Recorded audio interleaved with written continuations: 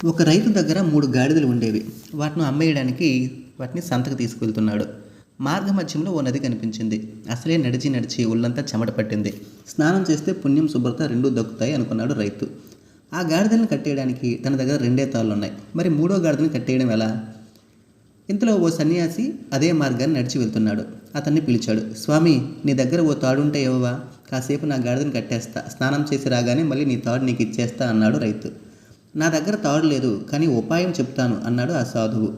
నీ దగ్గర ఉన్న తాళ్ళతో ఆ 2 గాడిదలను కట్టేయి. మూడోది చూస్తూనే ఉంటుంది. తరువాత దీన్ని వెనక్కి వెళ్ళి తాడుతో చెట్టు కట్టేస్తున్నట్టు నటించు. సాధువు చెప్పినట్టే చేశాడు రైతు. నదీ స్నానం పూర్తి చేశాడు.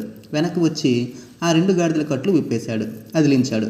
తన ముందు నడుస్తున్నాడు. కాసేపు అయ్యాక చూస్తే 2 గాడిదలు మాత్రమే తనతో వస్తున్నాయి. మూడో గాడిద మాత్రం చెట్టు దగ్గరే ఉండి అస్సలు కదలడం లేదు. అక్కడే ఉండిపోయింది. రైతు చెట్టు దగ్గరకు వెళ్ళి గాడిదని తిట్టాడు, కొట్టాడు.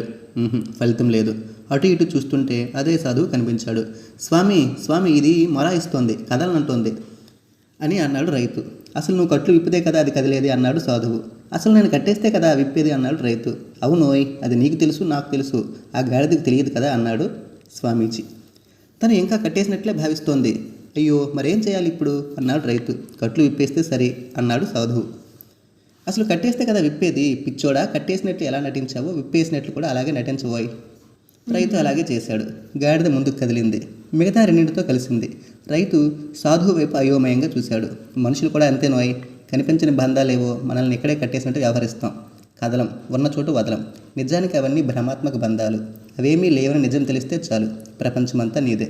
అర్థమయ్యి కానట్టుగా ఉంది గురువుగారు అన్నాడు రైతు.